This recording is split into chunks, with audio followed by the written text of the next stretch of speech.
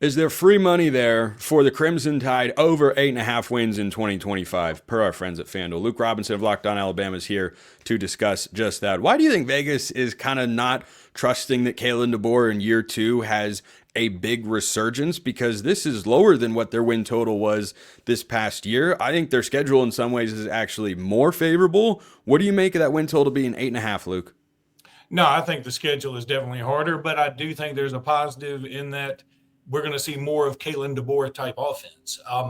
Look, Jalen Milroe shooting up draft charts and bully for him. Super happy for him. If you listen to me on Locked On Bama or ever seen me here with Spencer, you know that I was a Jalen Milroe fan. The Oklahoma game notwithstanding, for the most part, I think Jalen Milroe was a very, very good quarterback, but I'm not sure he's the best fit for Kalen DeBoer. And I think Keelan Russell or Austin Mack or Ty Simpson may be a much better fit. So I think ultimately Alabama may play a tougher schedule and they may end up having a better record. I think that, instead of you won't see any losses to like a Vanderbilt or a bad Oklahoma team this year. I don't know who that bad Oklahoma team would be. Is this Oklahoma coming up next year is going to be pretty good. But, I think the 8.5 is really sort of brought on by the fact that Alabama closed the season not so great. I mean, the loss to Oklahoma, the loss to Michigan. Alabama shouldn't have lost either one of those. And I think the mood nationally is sell Alabama right now. And frankly, I think it's a good time to buy them. I look at that schedule that they have and go back to what you said about, well, where is that, unexpected loss? Where would it come from? Auburn has to be at the top of that list because those unexpected losses, Luke, there's a common theme. Vanderbilt and Oklahoma, yeah, those were 6-6 football teams. It was on the road. Alabama at home was still very good, performed better in close games like against South Carolina, who they also have to play on the road. But I'm curious about that season opener against Florida State because I don't think the Seminoles will be great.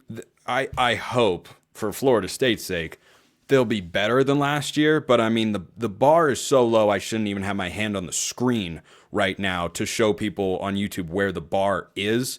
So if they get over that, yeah, it'll be tougher, but I trust Alabama in that spot. But there are just so many breaks here as well. Wisconsin is at home. Tennessee is at home. LSU, Oklahoma at home. Is it that Auburn game that you think, hey, maybe if Auburn isn't a great team again, and I legitimately don't know what Auburn's going to be. I don't have a great feel for them right now because they're going with Jackson Arnold at quarterback. Is that the game that you could see being the big trip-up spot, or would it be a Missouri or a South Carolina?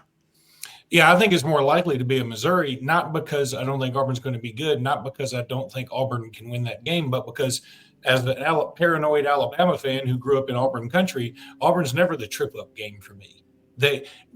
When Auburn is not good, they put more emphasis on the Alabama game. And when they're good, they are good. So it's tougher to beat them. I think it gets a little overplayed that Auburn had Nick Saban's number or whatever. I mean, he still beat Auburn a lot of times, and he beat them by double digits several times, shut them out one time, one other game. In 2011, they scored one defensive score and a kickoff return, didn't score anything else offensively. So I think Nick Saban did pretty well against Auburn, just like he did against anybody. But it's going to be Kalen DeBoer's first trip to Jordan-Hare Stadium. So I'm not going to count that as like, that's the sticky wicket, that's the tricky game. No, I think it's more like an Adam Missouri who's got a quarterback that was a backup for Penn State last year. We don't know much about them at all. No Luther Burden. They do have some dudes on that team, there's no doubt. At the same time, we're not really sure if that Missouri team is going to be as good as Missouri from last year. So, but that's the unknown, and that's where I think that could be the trip-up game. South Carolina, I'm going to tell you something. No disrespect to South Carolina. I think everybody is buying on them so much that, I'm doing the buy-sell thing a lot right this segment, but I would sell some South Carolina. Not because I don't think they're good. They've got dudes everywhere too, and Lenora Sellers is great. They've got Nick Harbor, who is an absolute unit. Freak athlete. Freak in nature. They've got some really good players. I think Shane Beamer's a really good coach. But they're going to have a lot of undue pressure. I'm seeing them everywhere when it comes to playoff predictions. So I'm not going to say that that's the trip up game either, because something else I looked at on their schedule, I'm pretty sure that they go to LSU, home Oklahoma, home Bama, 1, 2, 3 in a row.